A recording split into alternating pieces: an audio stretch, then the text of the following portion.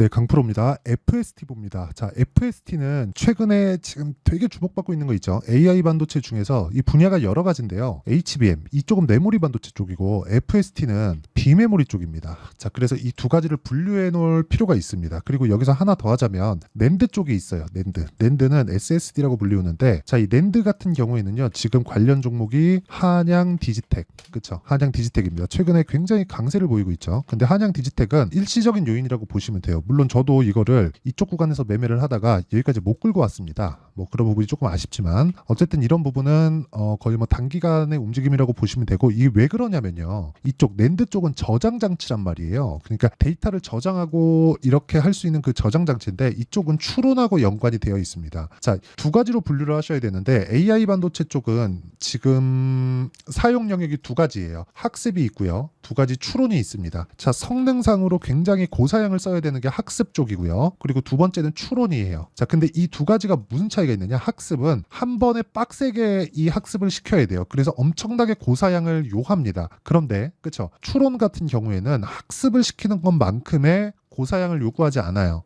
그런데 추론에는 저장해놔야 되는 그 저장 공간이 필요하죠. 거기서 필요한 게 한양 디지텍 같은 그쵸 SSD 관련주들이 수혜를 입을 수 있다. 그런데 이쪽에 대한 부분은요. 교체기가 굉장히 길어요. 그리고 사실상 뭐 거의 뭐 교체기에 따른 뭐 수요가 발생한다거나 그런 부분은 그냥 이번 주가 상승으로 그냥 녹아 들어간다고 보시면 됩니다. 근데 여기 추론에 따르는 그리고 학습에 따르는 그쵸 GPU와 HBM에 대한 수요는 계속해서 교체기가 발생이 됩니다. 이게 왜 그런지 아십니까? 여기는요. 기술의 발전이 굉장히 빠르거든요. 즉 여기 GPU 이게 지금 AI 반도체죠. AI 반도체가 동작하는 데는 HBM 그쵸 메모리 반도체에 대한 성능이 좋아야 돼요. 그런데 그쵸 지금 삼성 파운드리 쪽이 상대적으로 TSMC에 비해서 안 좋죠. 상황이 안 좋아요. 그리고 만년 2등이라는 소리를 듣고 있는데 이거는 올라갈 수 있다는 것을 내포하고 있습니다. 자, 이게 무슨 얘기냐면 제가 FST에서 하는 건 아까 전에 제가 말씀드렸어요. FST. 자, 내용 보시면 낸드 쪽은 교체기가 굉장히 길기 때문에 사이클 자체가 있긴 하지만 이걸 기대하고 주가를 조금 보고 있기는 어려워요. 그리고 물리면은 조금 고생합니다. 그런데 이 설계 쪽, 그렇죠? 설계 쪽이나 그리고 여기 하나 더 덧붙이자면 메모리 반도체 쪽. 원래 메모리 반도체가 낸드 같은 그런 존재였거든요. 그러면서 사이클이 존재를 했죠. 근데 이 교체기가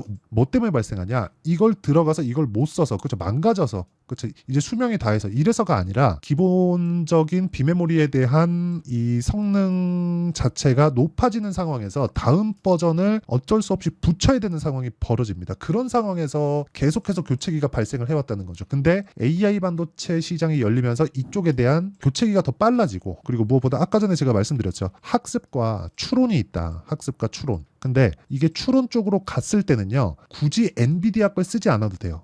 그러면 이쪽에서도 그쵸 지금 추론 쪽에서 붙어서 하려고 하는 게 엔비디아보다 성능은 떨어지지만 더 효율을 높일 수 있다. 가격이 싼 거 그쵸 지금 엔비디아가 욕을 많이 먹고 있습니다. AI의 아버지라는 그 샘 올트만이 아니 오죽했으면은 내가 직접 돈을 투자해서 만들어 갖고 썼으면 썼지 엔비디아 너네 건 못 쓰겠다 지금 이 소리까지 나오고 있거든요. 아니 그러니까 엔비디아에서도 너무한 게 아니 최소한 돈을 벌게끔 해줘야 되잖아요. 근데 지금 AI로 인해서 돈을 번 기업은 엔비디아밖에 없어요. 그렇죠. 근데 엔비디아도 그걸 알고 있습니다. 될 때 땡겨야지. 이런 생각을 하기에는 지금 너무 많이 해먹고 있다는 거죠. 그러면 우리가 여기서 생각해야 되는 게 뭘까요? 그렇죠. 엔비디아의 점유율은 낮아질 거다. 그리고 나서 엔비디아의 점유율이 낮아지는 과정에서 GPU는 계속해서 필요하거든요. 왜? 추론 때문에. 그렇죠. AI 서비스는 계속해서 나오겠죠. 근데 과연 우리가 지금 엔비디아의 이 GPU를 지속적으로 쓰면서 AI 반도체를 지속적으로 쓰면서 이 막대한 자원을 여기다가 투자해야 될 필요가 있느냐? 거기에는 돈도 돈이지만 에너지에 대한 문제도 있습니다. 엔비디아가 에너지를 많이 먹거든요. 전기를 많이 처먹어요. 그렇다 보니까 발생된 문제가 한두 가지가 아니다. 그런데 이쪽에서 너무 많이 해먹으니까 반대쪽에 대한 그런 부분도 있고 이런 부분을 봤을 때는 그쵸 삼성 파운드리가 아무래도 TSMC보다는 가격적인 조금 그 좋은 점이 있기 때문에 그리고 사실상 1등을 유지할 수 있습니까? 그쵸 1등을 그쵸 이쪽에서 돈 되는 걸 알았을 때 원래는 이렇게까지 시장이 크지 않았거든요. 근데 이쪽에서 돈 된다는 걸 알았을 때 이걸 가만히 두겠냐고요. 이건 절대 아니다. 만약에 근데 그 가격대가 그쵸? 그 가격대가 이 정도까지 엔비디아에서 이 정도까지 해먹을 정도가 아니라면 그 가격대에 대한 부분이 그냥 새롭게 투자를 하는 것보다 귀찮아. 그냥 우리는 원래 하던 쪽에다 집중을 하고 이쪽에서 사서 쓰지. 그리고 요즘에는 그 아웃소싱이 유행이잖아요. 그러니까 이쪽에서 맡고 있는 거 너네 해. 근데 너네도 맞으면 먹어야지. 알아서 줄게. 이런 식이 된 게 아니라 엔비디아에서 다 헤쳐먹고 있다 보니까 이런 상황이 벌어진 거고 그런 과정에서 삼성 파운드리와 FST 같은 쪽에도 시장 규모가 커지고 기회를 얻을 수 있는 상황이 됐다. 그리고 설계하는 쪽이 많아졌다. 그쵸? 원래 설계하는 것에 대한 부분은요. 인텔, AMD, 그리고 엔비디아, 그쵸? 그리고 애플, 그리고 퀄컴 대표적으로 요 정도거든요. 여기가 다예요. 이거 말고 없거든요. 그런데 인텔은 자체적으로 뽑고요. AMD는 TSMC로 가고요. 엔비디아도 삼성 한번 맡겼다가 TSMC로 또 갔고요. 삼성의 발열 문제가 있다 보니까 그렇죠. 그리고 뭐 퀄컴 같은 경우에도 삼성에 맡겼다가 삼성에서 자체 칩을 개발하다 보니까 이런 좀 IP를 보호한다는 차원에서 TSMC로 또 갔고요. 그런데 이쪽으로 몰리다 보면 삼성으로 또 오겠죠. 이 구간에서 삼성에서 기술력을 계속해서 키워놓는 상황을 만들어야 되는데 그 과정 중에 하나가 EUV 펠리클 FST에서 하고 있는 요 내용이다. 이게 직접 삼성에서 지금 공장을 짓고 있는 텍사스 공장 있죠. 이쪽에 보조금 받고 지금 공장을 짓고 있잖아요. 이쪽 시장 규모가 60조입니다. 이쪽에 FST를 데려갑니다. 그 증거로 FST의 지분 구조를 보잖아요. 삼성전자에서 7%를 가지고 있습니다. 비슷한 거 보셨죠? 레인보우 로보틱스. 그래서 지금 최근에 강세를 보이는 이유가 그것 때문이에요. FST를 포함해서 국내 소부장 업체를 같이 데리고 간다. 삼성전자가. 그렇죠. 이런 상황이 지금 벌어지고 있어요. 18, 19년 정도였던 것 같네요. 이때 일본에서 소재하고 부품을 딱 막았잖아요. 막고 나서 뭐가 벌어졌나요? 한국에서 소부장 업체가 굉장히 주목을 받고 시세가 굉장히 좀 크게 나오는 그런 상황이 됐잖아요. 지금 또 한 번의 그런 상황이 벌어질 수 있다. 즉 FST는 한미 반도체만큼 막 10배, 15배 이렇게까지 못 갈 수는 있어도 지금보다 뭐 한 100%에서 200% 정도의 수익은 나올 수 있는 그런 상황이 됐다. 여기서 굉장히 흔드는 것도 그것 때문에 그렇습니다. 뭐 지금도 뭐 되게 조금 뭐 변동폭이 굉장히 커질 겁니다. 뭐 지금도 뭐 시간에서 뭐 급등세를 보이고 뭐 그런 상황이 나오는데 이런 구간에서 절대 털리지 않으려면 내가 타점에 대한 가격에 대한 이해가 필요하고요. 그 가격에 대한 부분을 그렇죠? 이해했을 때 매매 자체가 완전히 달라집니다. 예를 들어서 이런 거예요. 선익 시스템 보세요. 제가 FST도 지금 보라는 이유가 올라간 이후잖아요. 그래서 보라는 겁니다. 선익 시스템 지난주 금요일 날 제가 소통방에서 그쵸? 제 소통방에서 10억 만들기 프로젝트를 진행하고 있어요. 그쵸?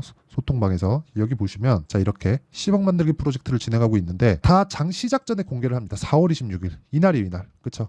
이날에 진행을 하고 있는데 이런 상황에서 내가 매수를 할 수 있어야 된다. 그렇죠? 이걸 내가 만들어 놓지 않으면 진짜 주식시장은 어려워질 수밖에 없습니다. 이걸 진짜 반드시 기억하시고요. 무엇보다 중요한 건 타점을 이해하는 게 중요하다. 그렇죠? 여기서 뭐 FST뿐만 아니라 가격에 대한 이해가 됐을 때 지금 보여드린 게 선익 시스템이잖아요. 뭐 자람 테크놀로지나 그런 종목들입니다. 어때요? 올라가는 구간에서 내가 매수를 하죠. 이런 상황을 지속적으로 만들 수 있어야 돼요. 이런 부분에 대한 내용을 내가 이해가 되어 있지 않으면 주식시장에서 매매는 진짜 어려워질 수밖에 없습니다. 그래서 그렇죠? 내가 가격에 대한 이해를 하고 즉 확인을 하고 매수하는 게 중요하고 그런 부분을 소통방에서 제가 공유하고 있으니까 가격을 잘 모르겠다 얼마에 잡아야 될지 모르겠다 하시는 분들은 구독과 좋아요 눌러주시고 상단에 있는 전화번호로 구독 또는 10억이라고 문자 보내주시면 제가 소통방 입장 링크를 순차적으로 공유를 해드리도록 하겠습니다. 그러면 자 이렇게 가격을 이해하는 부분 그렇죠. 최종적인 결과는 어떻게 되겠느냐. 올해 들어서 가장 많이 매매한 종목입니다. HLB 한번 보여드릴게요. 자 HLB를 이게 뭐 최종적인 결과라고 보기는 어렵지만 보세요. 1월 달에 매수하고 매도하고 매수하고 매도하고 매수하고 매도하고 정확하게 저는 저가를 잡지 않았고요. 고가에 매도하지 못했습니다. 여기서도 저가를 잡지 않았고요. 고가에 매도하지 못했습니다. 여기서도 마찬가지예요. 그렇죠? 그리고 여기 떨어지고 나서 다시 매수하는 구간에서도요. 저가를 잡지 않았어요. 그렇죠? 저가를 잡지 않았고 올라가는 구간에서 매수를 했습니다. 모두 확인하고 매수를 했다는 거예요. 이런 상황을 지속적으로 만들 수 있어야 내가 꾸준하게 수익 나는 매매를 할 수 있다는 겁니다. 그래서 진짜 가격이 중요하고 그런 가격에 대한 부분을 제가 소통방에서 공유하고 있고 FST의 실시간 타점도 여기 소통방에서 공유를 합니다. 그래서 구독과 좋아요 눌러주시고 상단에 있는 전화번호로 구독 또는 10억이라고 문자 보내주시면 제가 소통방 입장 링크를 순차적으로 공유를 해드리도록 하겠습니다. 자 그러면 이 내용에 맞춰서 그쵸? FST에 대한 내용은 지금 뭐 시간에서도 그렇고 굉장히 강한 움직임을 보일 거예요. 목요일 날에는 뭐 상한가도 갈 수 있는 그런 상황입니다. 이미 20년도에 형성해서 났었던 39,000원대의 고가를 이번 주에 확인을 했기 때문에 그런 부분에 대한 매물 소화 과정을 지나고 나서 급등세를 보일 수 있는 상황을 만들어낼 겁니다. 근데 그런 과정에서 타점을 어떻게 잡는지, 그쵸? 물론 그 결과에 대한 부분은 아까 전에 제가 말씀드렸었던 여기 소통방에서 다 공유를 합니다. 그쵸? 여기 소통방에서 공유를 하는데 그 원리가 있겠죠. 그 원리에 대한 부분은 여기 FST의 가격과 단기 보유 전략, 그리고 최근에 변동성이 너무 크니까 FST의 실시간 타점을 제가 문자로 공유를 해드리도록 할 테니까 구독과 좋아요 눌러주시고요. 상단에 있는 전화번호로 F라고 문자 보내주시면 제가 FST의 실시간 타점을 문자로 공유를 해드리고요. 단기 보유 전략을 함께 공유를 해드리도록 하겠습니다. 자, 내용 정리하면 그렇습니다. 주식시장은 미래가치를 반영하고 반영하는 과정에서 가격이 먼저 뜨기 때문에 올라가는 상황에서 매수를 해야 되고 그게 FST의 지금 상황이다. 시간에서도 막 급등락을 보이고 장중에도 급등락을 보입니다. 어저께는 하루에 막 18%, 19%까지 급등세를 보이다가 떨어졌잖아요. 그쵸? 떨어지면 장중 등락폭이 10%가 넘어요. 그런데 상승해서 끝나잖아요. 이렇게 개미를 털어가는 겁니다. 그래서 실시간 타점, 그쵸? 실시간 타점을 제가 공유해드린다고 한 거고 여기는 구독과 좋아요 눌러주시고 상단에 있는 전화번호로 뭐 F나 뭐 FST라고 문자 보내주시면 되고요. 전체적인 내용은 제가 여기 소통방, 그쵸? 소통방에서 공유하고 있으니까 여기 상단에 있는 전화번호로 구독이나 10억이라고 문자 보내주시면 됩니다. 자, 그리고 이런 내용을 이해했을 때 내가 어느 정도까지 매매를 진행할 수 있는지 그 내용에 대한 부분은 제가 다 이해를 시켜드리도록 할 테니까 영상 끝까지 시청하시고요. 모든 분들이 성공 투자하셨으면 참 좋겠습니다. 자, 24년도가 돼도 여전히 시장은 녹록지 못합니다. 이런 상황이 벌어지는 건 어쩔 수 없습니다. 이런 상황에서도 수익이 나는 종목들의 구조는 변하지 않습니다. 즉 대시세 종목에 대한 구조는 변하지 않는다는 거고 실제 제가 소통방에서 지속적으로 이야기를 드리고 있는 내용도 대시세 종목이나 시장 주도주를 공략하는 건 철저하게 가격 분석을 하라고 이야기를 드리고 가격 분석 이후에는 이슈에 대한 파악 그리고 이슈를 파악하고 나서는 다시 내가 얼마에 매수할지 그 타점에 대한 부분을 지속적으로 언급을 하고 있습니다. 자, 근데 생각해 보세요. 1월 달에 시장이 굉장히 어려웠습니다. 어려운 상황에서의 어떤 종목들이 강했냐 보면 반도체와 그리고 바이오입니다. 자, 실제 여기 보면요. HLB에 제가 실제 매매한 내용을 띄워놓고 보여드리고 있는데 1월 22일부터 매매를 시작해서 4일 동안 31%의 수익 마감이 됐고요. 그리고 여전히 신고가 종목입니다. 자, 그리고 그 다음 어보브 반도체 이름을 보시다시피 반도체 종목이죠. 그리고 AI 반도체는 지속적으로 강세를 보이고 있습니다. 이 종목도 신고가를 먼저 달성한 이후에 제가 21%의 단기간에 21%의 큰 수익을 내고 마감이 됐습니다. 다시 재공략을 준비하고 있고 이런 부분은 소통방에서 다 공유를 해드립니다. 자, 그리고 그 다음 코세스. 자, 코세스 같은 종목도 당연히 그쵸 신고가 종목이고요. 그리고 반도체 종목입니다. 이 종목도 영업일 기준에서 이틀 동안 대략 한 15%의 수익 마감이 됐습니다.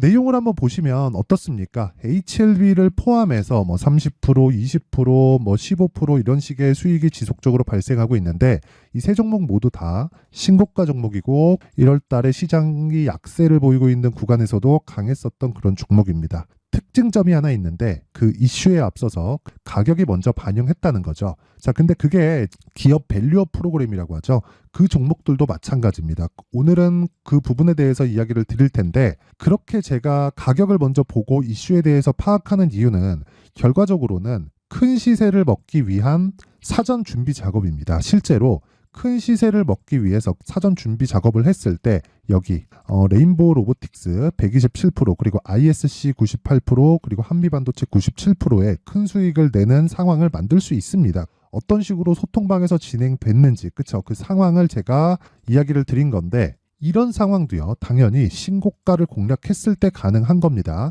자, 그러면 이번에도 마찬가지입니다. 그쵸? 정부 주도의 코리아 디스카운트 해소 방안이 2월 달에 발표를 하고요. 그리고 2월 달에 발표된 내용을 토대로 주가가 움직이는 게 아니라 이미 움직인 내용이 있죠. 실제 이 내용은 크게 중요한 게 아니라는 겁니다.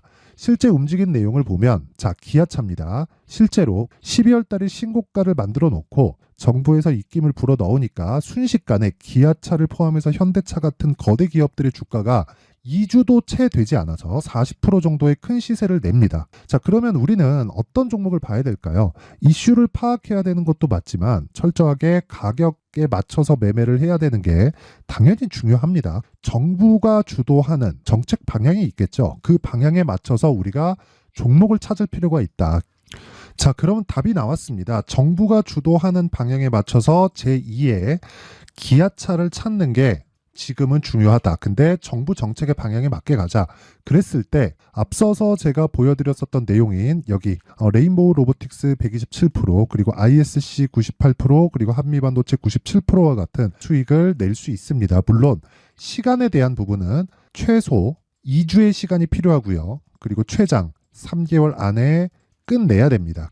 자, 기아차의 시세를 보셨던 것과 같이 2월 달에 정부 정책의 방향이 결정되고요. 바로 3월 달이면 시행입니다. 자, 그러면 우리는 거기에 맞춰서 당연히 종목을 찾아야 되고 제가 제2의 기아차를 찾아놨습니다. 제가 아까 전에 소통방에서 이야기를 드렸었던 내용 다 공개를 해드렸는데 그 내용처럼 종목만 받고 싶다 하시는 분들은요. 상단에 있는 제 전화번호로 대시세, 자, 대시세라고 문자를 보내주시면 정부 정책의 방향에 맞는 종목을 모든 분들에게 무료로 공개를 해드리도록 하겠습니다. 자, 제가 원하는 건 채널 성장이 목적입니다. 자, 그래서 구독과 좋아요 꼭 좀 부탁드리고요. 모든 분들이 정부 정책에 맞는 방향으로 매매를 이어가서 큰 수익 보셨으면 좋겠습니다.